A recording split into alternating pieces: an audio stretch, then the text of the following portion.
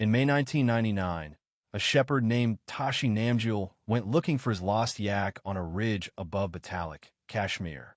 He found 6 armed men, Pathani dress, army uniforms, digging positions, no footprints from the Indian side. That report from a man looking for livestock was the first alert India received that Pakistan had invaded its territory. Not from a satellite, not from a radar station, not from the intelligence agencies that had watched this border for 50 years. From a shepherd. India had satellites, the same ones that had photographed American bombing runs over Baghdad 4 months earlier.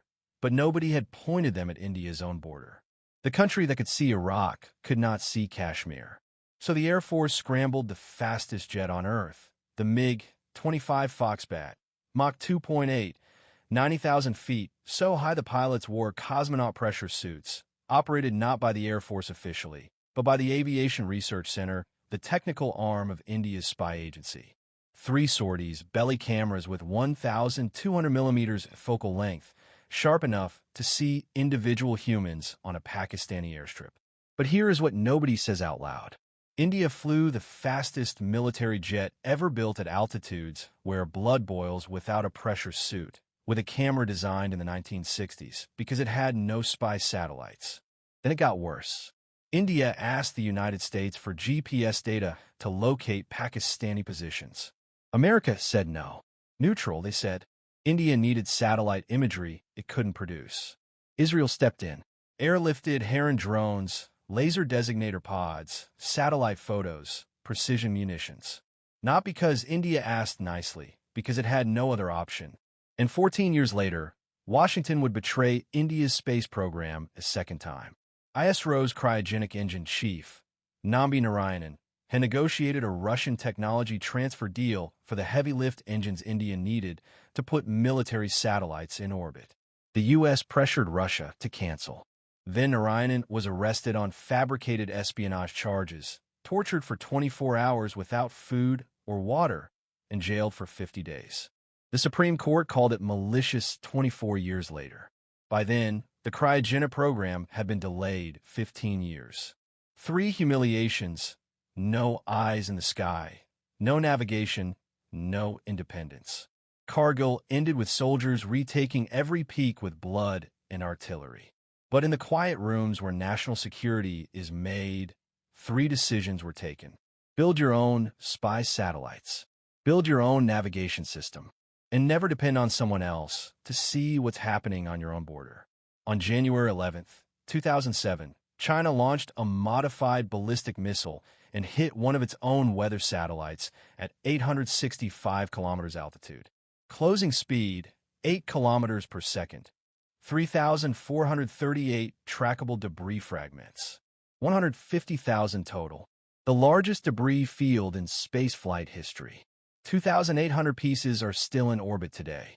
The International Space Station has dodged them at least 4 times. China had proved it could kill any satellite in low Earth orbit, and it didn't care about the mess. India's response took 12 years. At 5:40 a.m. on March 27, 2019, a modified Prithvi missile launched from Abdul Kalam Island.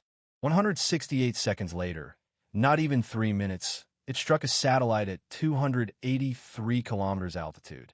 The satellite, Microsatar, had been launched by ISRO itself 62 days earlier.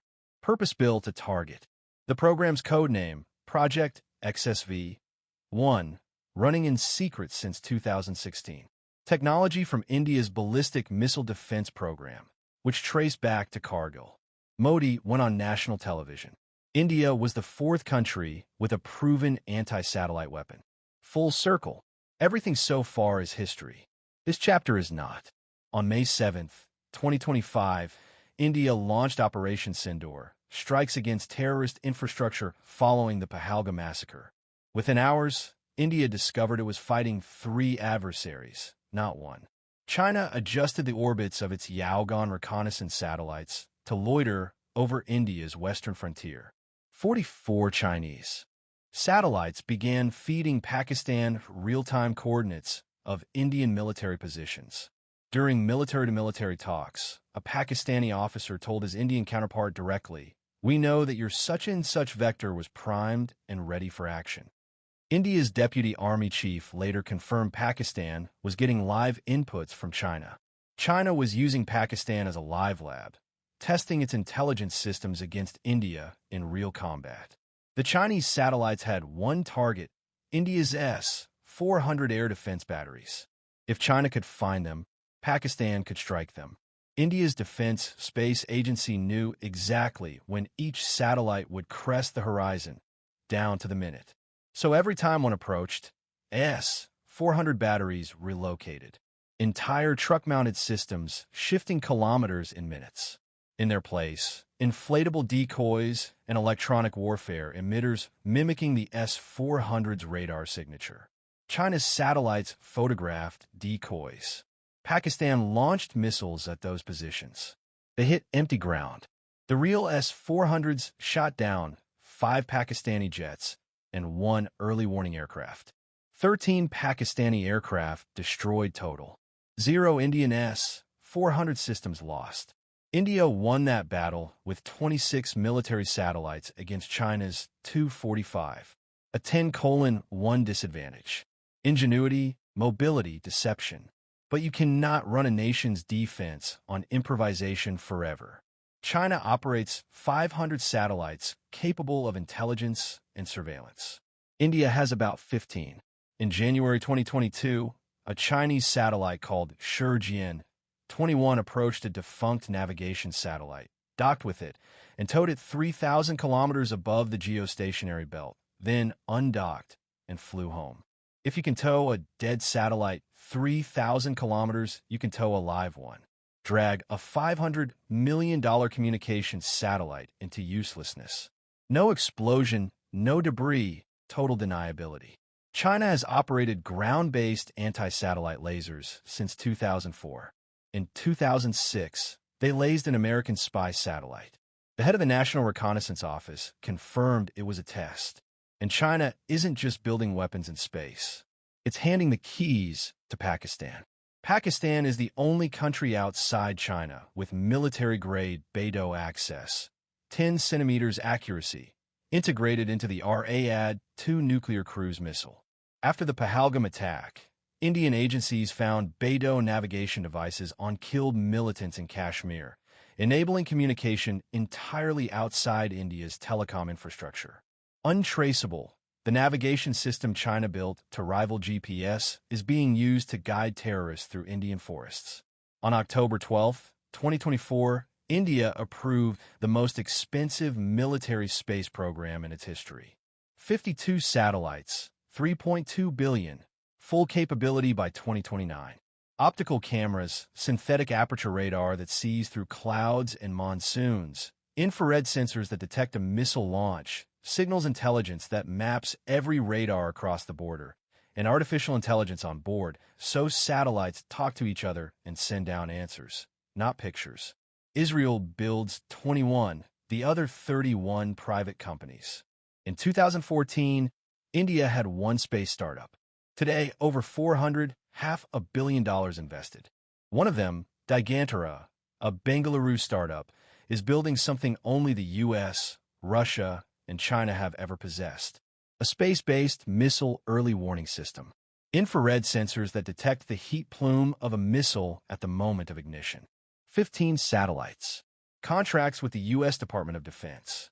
An Indian startup building missile warning for America. In April 2025, DRDO tested a 30 kHz laser weapon, 6 beams combined into one that destroyed drones at 5 kilometers. A 300 kHz system is in development. Target, 2027. Designed to intercept missiles at 20 kilometers. India is building satellite killing weapons, directed energy systems, electronic warfare platforms that black out communications across 10,000 square kilometers, and satellites with robotic arms designed to grab enemy spacecraft and drag them out of orbit. This is not science fiction. Test launches are planned for this year. I need to be honest with you. India approved 52 satellites. By the time they're in orbit, China will have over 300 military satellites and 28,000 total spacecraft planned. India is building faster than it ever has. China is building faster than anyone in history. India's own navigation system, NavIC, the one born from Kargil's GPS denial, is falling apart. Only 3 of 7 satellites functional. The Swiss atomic clocks keep dying. A replacement failed to reach orbit. Another clock stopped 6 days ago. India's indigenous GPS is non-operational. The military is back on American GPS 27 years after Kargil. The rockets are failing too. 2 consecutive third-stage failures. The latest took DRDO's camouflage-detecting satellite to the bottom of the Bay of Bengal, $250 million. The U.S. Space Force spends $30 billion a year. India's entire SBS-3 program is $3.2 billion over 5 years. India spends in 5 years what America spends in 6 weeks. India is building. But the question is whether India is building fast enough. A shepherd found the war. A jet from the 1960s flew the reconnaissance. America denied the GPS. A scientist was jailed for 15 years of progress. That was then. 2001, first spy satellite. 2007, China kills a satellite. India starts building its own weapon. 2016, NavIC complete. 2019, Mission Shakti, 168 seconds. 2024, 52 satellites approved. 2025, Sindoor. India outmaneuvers 44 Chinese satellites with inflatable decoys. Every time India was denied, it built. GPS denial became NavIC. Kargil became spy satellites. China's ASAT became Mission Shakti. The pattern is always the same. Humiliation, silence, construction, capability. Vikram Sarabhai built India's space program for the farmer, the fisherman, the schoolchild. We do not have the fantasy of competing. His successors are building it for the soldier. Not because they betrayed his vision. Because you cannot serve the farmer if you cannot defend the satellite that forecasts his monsoon. You cannot connect the schoolchild if an adversary can cut your cables from orbit. The blind giant is opening its eyes. The question is whether it can see clearly before the next war begins.